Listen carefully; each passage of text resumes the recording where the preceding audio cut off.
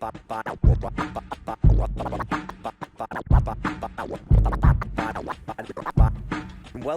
to By the Meter Podcast. Hello and welcome to By the Meter Podcast. My name's Nathan Parker, spoken artist and author from Blackpool. I'm Rob, a jack of all trades. Master of none. Yeah. And welcome to our new venture. We've obviously got our By the Meter main event. We've branched out into By the Meter open mic, and now we're very proudly here presenting our podcast. And we have two amazing guests with us today. We've got the wonderful Ruth and we've got the wonderful Leon. And we'll hand over to you guys in a very quick second. But for those of you unsure what By the Meter is, it's a celebration of rhythm and cadence, which Rob told me means the beats of the words, but also the rhythm of the music, which I thought was pretty snazzy. Yeah, so snazzy. So yeah, I think someone pulled me up on it and went rhythm and cadence. They're not the same thing, though. Nah, not in our world. There's a subtle difference. So as soon as Rob told me that became our tagline, and we kind of dropped that off the flyer now. Have we? Or I have. I'm at the flyers, don't I? Drop. Let's you pick it up. You've got to get it back on there now. Get it on So t-shirt. moving swiftly on from that, basically we've thrown spoken word and music together to make a night of fun and entertainment, great vibes, and something a little bit different for our town by the sea. Ruth, Hiya. tell us a little bit about what's your name and where'd you come from? My name's Ruth Cockburn and I'm from Blackpool. I grew up in Blackpool, grew up in a bed and breakfast, and have spent a lot of time sort of travelling around doing poetry, doing stand-up comedy, playing the guitar, being generally a bit loud. And I blame Blackpool for that. Growing up in a bed and breakfast, you had to go and stand in the corner and do a turn. Yeah. So I've just turned into a turn. Is that so that you got your tea? Yeah. Yeah. That's it, you got to go and sing your song, go and do your little piece. And have to stand in the corner of the living room and do impressions of Billy Connolly. I was singing about pubes at the age of 15. Not 15, at 5, I was doing that standing. We're going to have to get that impression of Billy Connolly. We said, haven't we, the Blackpool brings out the creative in you, doesn't it? I think you so. grow up with the lights and the sounds, don't you? And the entertainment. Paradise. Definitely. That's what was always, you end up going, because being in a bed and breakfast, you get free tickets to go and see all the shows. So I was like 5 and going seeing things down at the end of the pier. And sometimes it wasn't. Hopefully not Roy Chubby. No, it wasn't.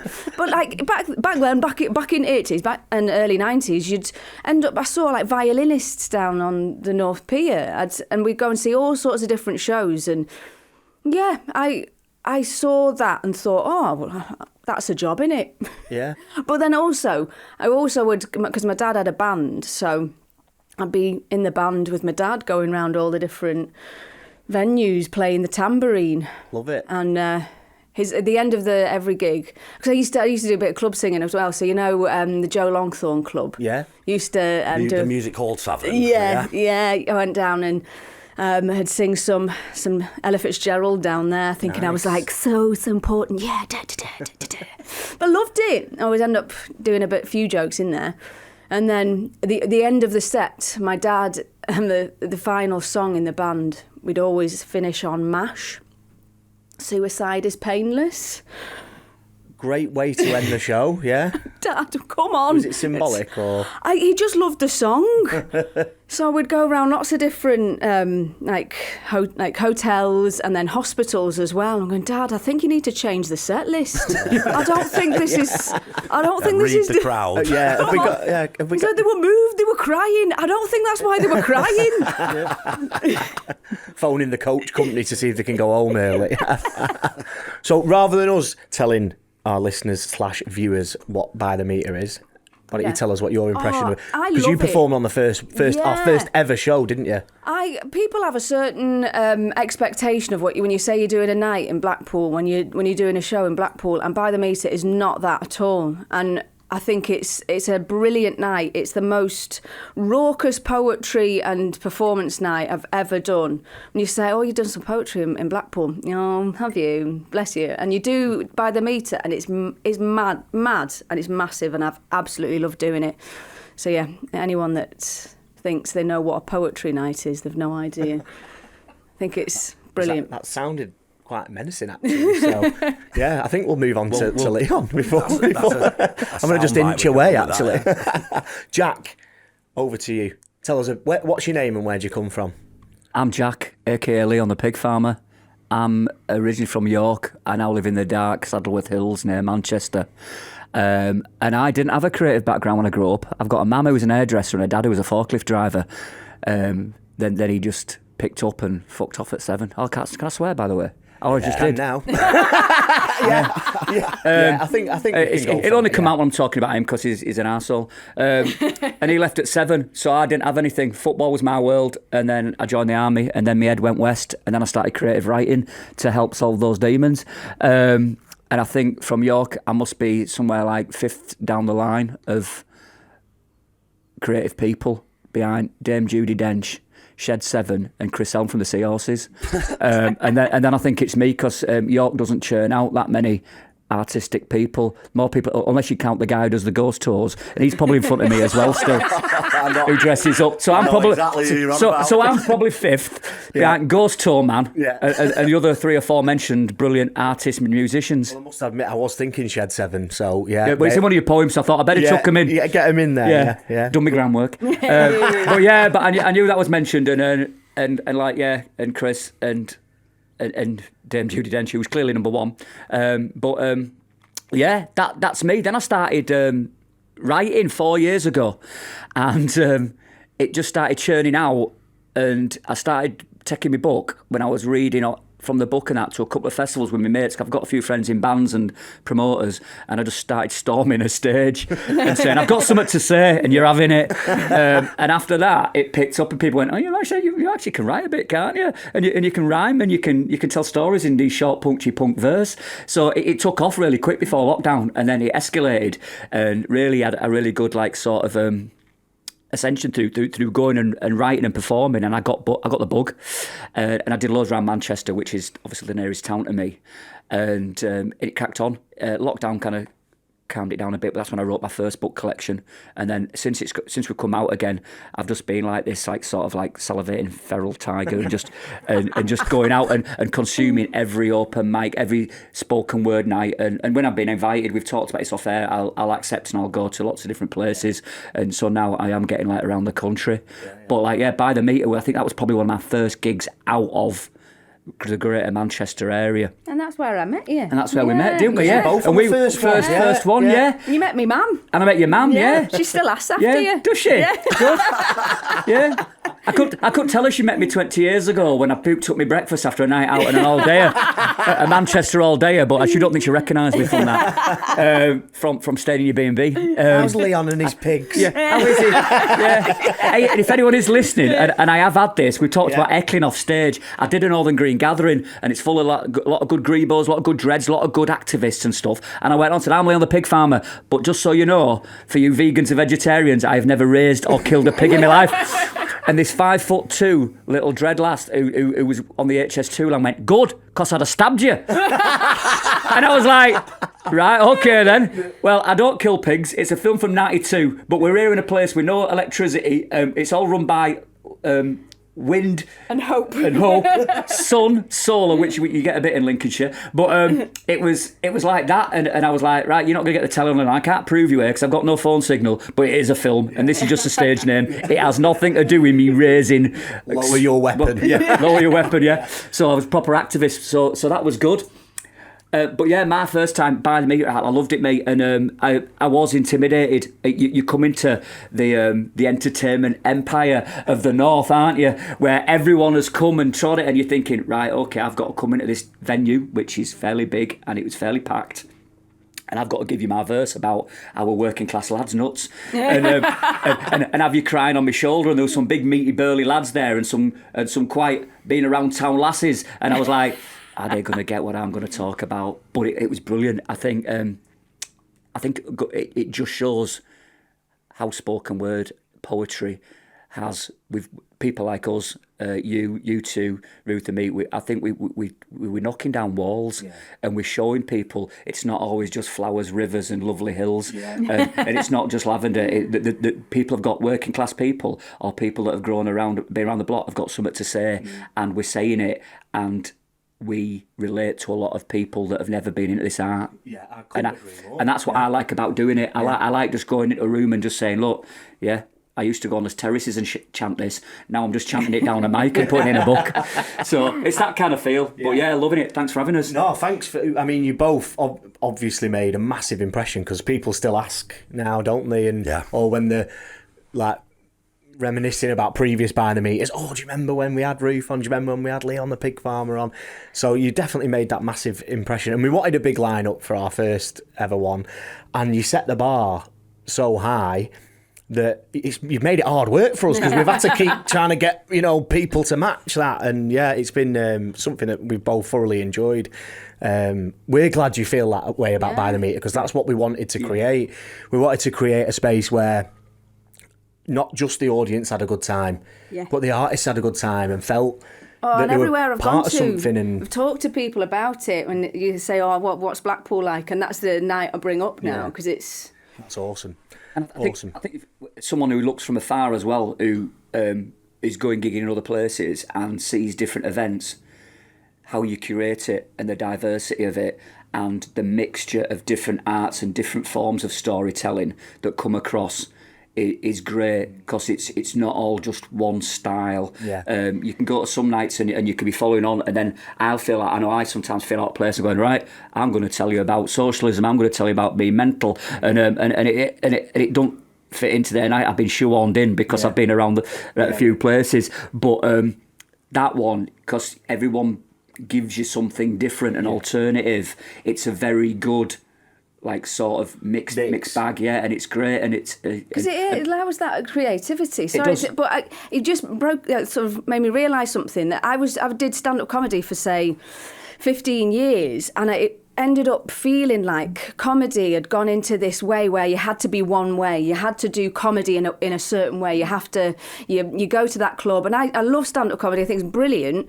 but these sorts of nights, like By the Meter, is that kind of old school style of comedy in that way, but it's poetry, that you can turn up and be, oh, well, you're not going to see the same thing over and over again. You're not just going to see bloke with a microphone telling jokes about his wife and his kids. You're going to see someone talking about mental health. You're going to see someone talking about politics. You're going to see someone doing something really stupid about pubes. Right? You're going to see all sorts of different things and leave going, oh, that was really interesting. And and the artists all feel free to express themselves. It's not just, oh, well, I've got to fit into that mould, because there isn't a mould. No, I think you kept on your toes, aren't you? Yeah. You took down a rabbit hole every time you go to a good spoken word night, and you don't know what you're going to get. And I think that's the beauty of it. And you can see some little emo kid who's going to come up and will give you the most best fluid sort of rap stuff, or you'll get some trans person or someone dressed up, a drag queen will come up and do stuff, and then you'll get someone who's a proper working class lad or lass, and then you'll go someone who is more classically writing who will come and do some villanelle or sonnets, and then you're like, okay, I educate. Then you're like, shit, I'm on next. Yeah, and then I'm on next.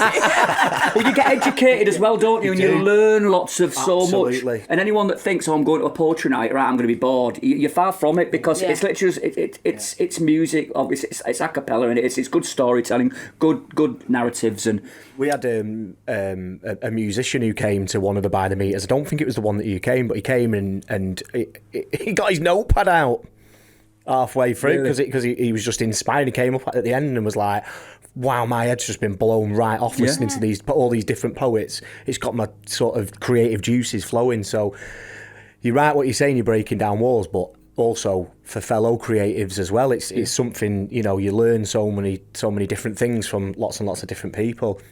Great. Well, we loved having you. We're glad that you loved coming.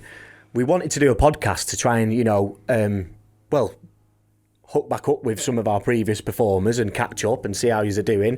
But hopefully, through the podcast platform, reach new, listeners, new audiences, cast the net, Because I want to look at, I love listening to podcasts because I'm always in the car, always driving different places. So I love listening to podcasts, and I tried to, I'm not overly academic, and I'd like to be, and I work in lots of different places and different universities and stuff, and we work in schools, but I was never classed myself as an academic. So when I'm looking at stuff to listen to about poetry, it ends up going down that academic route, and it just straight away I go back to being in high school going, oh God, this is boring and I can't do it, it's hard. Yeah, well, you've fucking no chance of that happening here.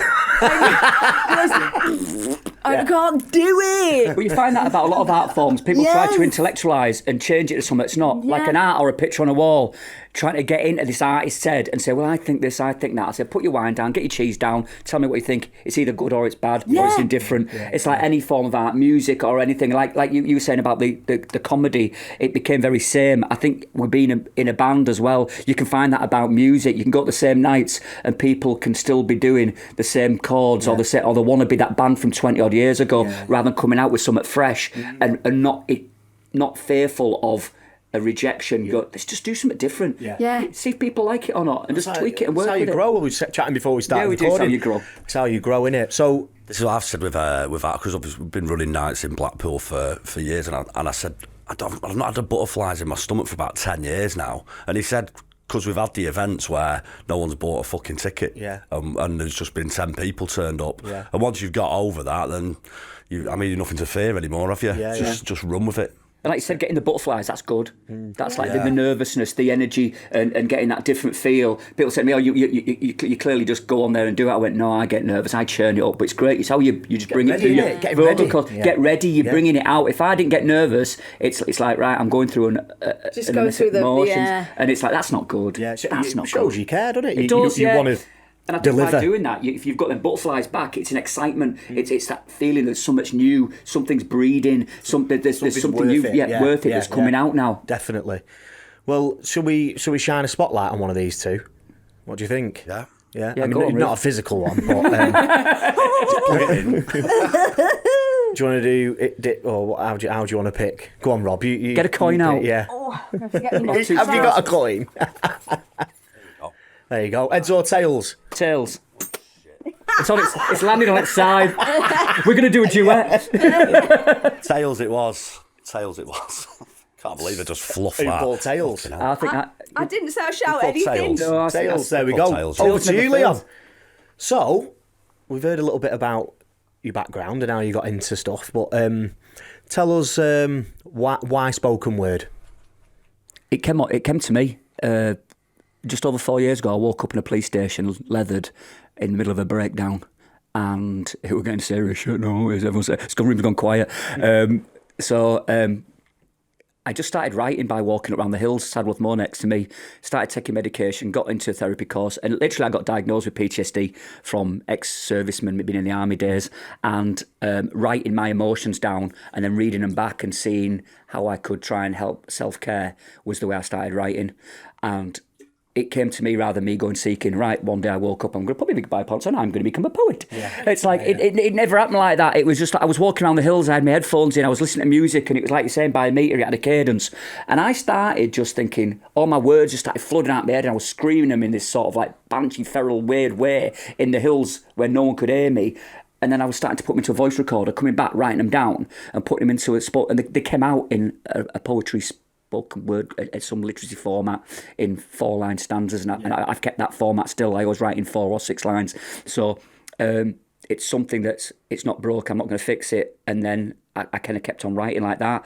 And then it took off. It just, whether I had something to say, whether it was me as a person, I don't know, but or whether it was having friends and promoters in bands and that, maybe that might have helped as well. But it was one of those things that people kind of... like that I had something to say that was personal, and it was touching, especially middle-aged men like me, that were coming out, and I wasn't just being this stoic northern lad who was just keeping my feelings inside. And it did that, and then it progressed on that I started talking about social commentary, and I started getting a political angle and some angst in me, and it progressed. And as I kept going, it was something like Ruth alluded to. In school, literature and poetry, I hated it because it was rammed down my force of these elitist academia people, and I had no interest in it. I thought, right, I'll rather go kick a football about because this isn't interesting me. Whereas now, I will look and look at different people, not those people that they were trying to tell me in the curriculum, but other people, and I learn and I enjoy it. It's like having a tertiary education now, that I finished school and I'm learning some other art forms that I can get involved with. I'll learn off lyricists and I'll do stuff and I'll study people, and I'll try and create my own form away from them, but with their spirit. Yeah. So that's kind of it took on and it became a hobby, and now it's become a viable hobby, and it's going further. So 2 books and a kids' books down the line, and a band. I then got with my wife, who's a musician. So and we created a music project, The Dirt, and now it's become it consumes my life and fills my days and nights. And that's me in a nutshell. Leo the Pig Farmer and The Dirt. The Dirt, yeah. The Dirt. The Dirt. Filthy Luke guitars, taking over. Album coming out. Going on a tour through the summer, couple of gigs a month all around the country. So Agitator. Agitator, that's the name, yeah. Not Alligator. Agitator. How's your album Alligator coming along? I haven't got an album Alligator. This is offline, Agitator. It's done in these like Japanese kanji writing, so it might look a little bit. I'll let you off. Thanks for that. So how's it coming on? Because it launches soon, doesn't it? It's good, yeah. We've had a little hiccup with the vinyl, but then a lot of bands have had problems with vinyl. But the CD lands this week. The downloads will be out. The vinyl will be coming. But we launch it in Manchester on the 14th of April at the Payrat in Manchester. We've done a couple of warm-up gigs at the Golden Lion in Todmorden and Liverpool, and then we take it to Rough Trade in Sheffield, and then London, Brighton, Newcastle, Stockton, which is becoming a really creative, iconic sort of town outside Middlesbrough. It's balmy. Loads of live music venues. It's they've got their own festivals. Is that where James Arthur's from? Up that way? Yeah, I think it is. Yeah. And we've got other gigs, Sheffield and, like I said, Nottingham and UK tour then? It is, yeah. Geographically, I think we're sticking to the East Coast, whether that's because that's where I'm from. You're getting pulled there, aren't you? I'm getting drawn back across, I've got to go back across the hills every so often, otherwise I get a nosebleed. Maybe it's the Eastern influence. I think pulling you over that the way, Eastern, the draw of the white, because the wife's Japanese. Yeah. So maybe we're getting pulled towards the sun. Don't forget us. Forget us. Yeah. So the Agitator, we take it around for the summer and a few sonic psychedelic festivals, and in between I'm doing all the Leon stuff, still plugging a couple of books and getting out and writing more and doing loads of stuff. So you mentioned another book and hopefully children's book further down the line, but do you want to just touch on LPF1 and LPF2? Two, yeah, they've both got a code. LPF1 is Talking Myself Out of Trouble, which I did with a recovering alcoholic, and he's done some graphic artwork, very gothic, and we created a book of 30 verse. Some of them which have turned into lyrics by The Dirt, but it's a collection of books, and all the words are around mental health, around PTSD, being an ex-serviceman, having a drink problem years ago, a binge drinker, and it talks around that about recovery and self-hope and how people can help themselves. Yeah. And it's one of those like table books, you can pick it up, put it down, 30 verse, bit of illustration. And the second book, LPF2, is Don't Believe the Hype, which I released last year, which is 30 verse around once I was happy with myself, I was angry with what was going on in Westminster, and I literally wrote 30 verse around how the infrastructure of this country is unravelling, falling apart, how politicians lie to us. It's not pocket, come and get your socialism in one pocket, but it is seen through left field eyes of how I'm disgruntled with the country, of how money's siphoned off, people are living on the streets, yet we can still build these big glass facades in towns near Manchester where I live, and we say we're revolving and we're improving and gentrified. Yet there is a lot of people in addiction, there is a lot of people that can't afford to pay bills, people on the backsides, yet big companies are disclosing massive profits, which ain't right. So that's two. And I've teamed up with Helen, didn't you? Helen Millington, who's a gig photographer around Manchester. She's done all the monochrome. It's all black and white and dark photography around the streets, some very suggestive, some quite graphic. And she works, and the concept of the book is the same, about 30 poems, some of which have now become Agitator. Snappy alligator lyrics. And very similar. It's all very similar style, concept in the book. And then I did a little Teddy Wacky Tales book last year for kids. I did a workshop in Ashton-under-Lyne with Phantasmagoria, this little CIC, and I worked with a group of kids. They gave me a big pile of A4 paper to take away stories of these little Teddy Wackies, which were literally second-hand toys. They're just torn apart and added fangs and claws with spoons to. So we create these stories, and then I took them away and wrote 12 poems, and I did a little pocket book that kids can have for Easter if you want one. It's non-profit for me. That was me giving back to the local community and creating a little book that I can do. And I'm working on LPF3 at the moment, and I've got 2 ideas that I'm setting off parallel, and whichever one comes to fruition first will become 3. Amazing. So, Haiku Tourist, when I was in Japan, I created this alter ego, Haiku Tourist. Yeah. So I'm creating stories through collection of little haikus in a row with my own photography. So it tells a story of me spending 2-3 months of my year in Japan and how it's more of a positivity, because I normally write about stuff which is like miserable or frustrating. Frustrating to me through my mental health, or frustrating what I see on the streets. I do write some light-hearted comedic stuff and social commentary, but I've not got enough of that to fill a book yet. So it's more a case of down the rabbit hole and creating this wherever it goes. Just don't put parameters on it. Like we say, don't put parameters. When you put parameters on, you restrict you. You're going back into conforming to life. So just let's see where it goes. Yeah, no, I like that. And I love that your story of getting into spoken word, started at festivals and music venues and gigs, as opposed to going to a poetry night and working your way through that way. You've kind of gone in a bit left field, haven't you? And then sort of come over to the kind of poetry events, and then you're pulling it back to the music and then stuff. Pull it back to music, and I kind of dip between those two. And I do like last weekend I was doing this indie reunion gig, so I was doing gigs with James from EMF, and I've done gigs with a few other good bands, and introduced Rowetta and Top Loader last weekend when I was doing introductory bits. Oh yeah, you've just dropped that name. Oh, did I drop it? Can I pick it up? Put it in my pocket? I can't put it in that one. That one's full. I've not told you those people. Love it. Honestly, I do. I love it.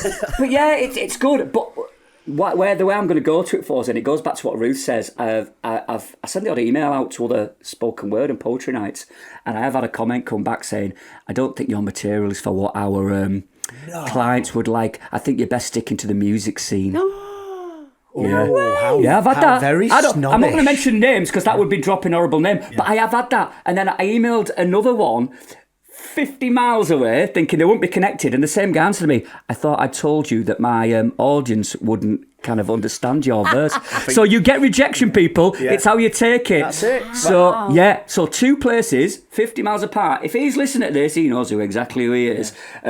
Message me on Insta or Facebook and I'll tell you his name. But, I have gigged at 2 or 3 other different alternative nights in that city, and I've gone down a storm without a band or musician involved. How closed-minded is that, though? This is what we were talking about. To make that assessment of your audience and deny them of that experience. I did drop a line in. Well, someone you've got on did support me at a big, very gig that I've done. So maybe they might have done, and I just left it at that. And then I get some back promotion stuff. I says, I don't think I'll understand what you do because if your audiences do, so just don't aim me back with your promotion stuff. Thank you. So it's not all sunshine and rainbows. It never is out there. No, I think people don't understand, and I don't want to feed too much time, but you probably get it as well through your art, which is not too dissimilar, but you go down different avenues to me. You get so many knockbacks. So many people who either through narrow-mindedness don't get your art form or aren't willing to take that little punt and gamble on what you do with the amount of rejection you get. You do celebrate the people who come and offer you gigs, and you do celebrate the places where you go and meet people by the meter who people want to hear your art, your storytelling of positivity, negativity or indifferent. And as when you're out there, you do embrace it and celebrate and promote and talk about it like it is now. Because there are people out there that have got the biggest blinkers in the world, that if you're not got a degree in literature or you haven't been published by this certain publisher, they won't touch you with a barge pole. Oh, I've had that one where they go, oh, you're very much a performance poet. Like it's an insult. So what? So what? Yeah. So what? Yeah, that's mad. Very much a performance poet. Good. Yeah. Great, celebrate, Don't matter. But that's my intellectual response. Yeah, that's it. You can't take the whoopee cushion out of Blackpool. That's me.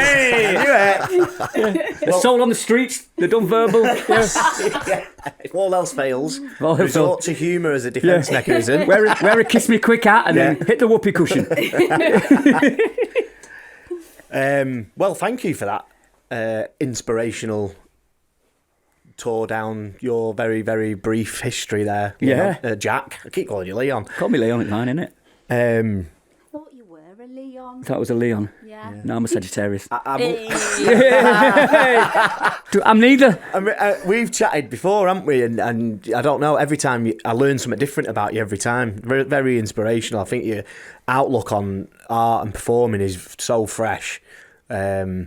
And positive, It's like when you came on with me at Mancunian TV. It's like I bring on lots of different diverse people every month. There is never a common denominator of 2 months in a row. Yeah. And I'm going to get looked at by Ruth because I asked her a while back if she'd come on it, and I've not got it on yet. So, but then, I haven't got back yet. So I said, that's me. Autumn sorted, people. I've disclosed 6 months earlier who my guests are at Mancunian TV coming up in the summer and towards autumn. So it's you've got to keep it fresh, you've got to keep it rolling, and give those people that get turned away from other stuff, because we're all about equality, aren't we? In every form of life, there's got to be an equal opportunity for everybody, and if it's not there, then there's something wrong. So let's give everyone a platform, everyone a voice, everyone a microphone. That's it. Go team. Go team. Yeah. Right, Ruth, grab your microphone because it's your spotlight time Okay, now. right. Why poetry? I know I just wanted to be famous. Thought, I couldn't go on Big Brother. No, like yourself, I never thought poetry was a job. And it certainly wasn't something that I went, I want to do that. But my grandma used to always leave poetry books out for me. And I'm dyslexic, so I really struggled reading, and I really struggled in school, to the point that I just get sat in the hallway and the teachers kind of went, I think there's something wrong. No, I'm just dyslexic, but they didn't have that title back then. So, well, they didn't in my school anyway. So my grandma would give me poetry because it's short. And the ends of the lines normally rhyme, so you can figure out what the word is on the second line by it's going to rhyme. So I started off liking poetry for that reason, but then never really went into it, never looked at it, never thought it was something I could do. But I've no idea how I've ended up here. I didn't even know this was a job. Yeah. Like I said before, Blackpool brought me up to be a performer. I'm naturally shy, but I mean, the jobs were performing, or what else? Sales? Yeah, that's sales and marketing. Yeah, Capital of the universe. Feels like, doesn't it? I tried marketing. One of my jobs in Blackpool was selling 5-in-1 makeup, in the Hounds Hill Centre. Hounds Hill, yeah, right in the middle, trying to giving people makeup makeovers. Hi guys, would you like a little makeover? 5-in-1 makeup. That's right, 5-in-1 makeup. Not only is it a lipstick, a foundation, an eyeshadow, and all over body nail glow, polish. and it was also a nail varnish. Oh, it was awful stuff. So yeah, I couldn't do that. So I ended up performing. So I did the Hot Ice show. Did that. So that's the. I've played a troll. Oh, did not expect that to cut yet. In Aladdin. Didn't even know there were trolls in Aladdin. No. Green wig, some ears. That was one of my performing jobs. So I ended up going into performing and just ended up 17 being round doing club singing, doing all sorts of different performance. So then I wasn't academic. So then I went, right, I'm going to start. I went to Blackpool Fylde College and did performance there because I thought, well, that's something I can do. And then got a degree in it by the end of it all. So I went, I've got a degree now, first one in the family. Yeah, I'm educated. What's it in? Acting. So then ended up going, right, I'm not getting any jobs. So I was doing lots of different theatre jobs going around schools, doing dreadful theatre. It wasn't dreadful. Some of it was lovely. And I did get some lovely jobs. But... Puppet sex shows aside. And I ended up, I did Lion, the Witch and the Wardrobe, but they didn't have enough money to pay all of the actors. So I had to just double up on parts. So I was the witch and Susan. So every time Susan was coming on stage, the witch had to find a reason to leave and vice versa. It was awful. But it was an experience and I loved it and it was really interesting. But then after that went, right, well, I'm not getting any work in this way. So I just started doing stand-up because that felt like when I first started, it felt like a meritocracy in the way that if you work hard, you do gigs, if you're good, you'll get paid. And that was where I kind of went, right, I'm going to try this. And I was living in Manchester at the time, so just phoned up the Frog and Bucket and went, can I have a gig, please? And it was before everyone had social media and stuff. So just, at that point, just kept, all right, do this gig, come and do this gig, come and do this gig. I had a beat up car and just drove to loads of different places. But over the years of doing stand-up, I was just finding it I didn't feel like I fitted in that mould. And like I was saying before, it just wasn't. And I was always writing stuff. And it was coming back to Blackpool that got me back writing poetry, because I'd always been writing stand-up and writing shows. And then I wrote a show called Love Letters from Blackpool, because I found some love letters in my friend's attic from the 50s. And this woman had obviously had a very good time in the 50s. Not slut-shaming or anything. She was having a jolly good time. So she had loads of suitors, and it kind of got me thinking about Blackpool. And it, you know, those moments, like you say, I was going through something, trying to rediscover what Blackpool had done to me. Where am I? What am I doing? And it just came out as poetry. Everything that I was writing just came out as poetry. Like, I couldn't help it. That sounds so wanky, but I couldn't. I just went, right, this is my format. And I wrote this show, and it was like an hour and a half long show by the end of it. And it sort of tied all of these love letters in, and my feelings about Blackpool, and all my romances in Blackpool. And I kind of used it as a way of going, right, I'm falling back in love with this town that all the time I was growing up here going, oh God. Yeah. And I felt so embarrassed about my past, because I went off to, say, university, and then people go, oh my God, you come from Blackpool. Oh, bless you. And actually, I've kind of now realised, because I never told anybody about my past of being go around old folks' homes in the band. I never said that I was a club singer, because, well, that's embarrassing. But now I'm proud of it. Now I'm proud of where I've come from.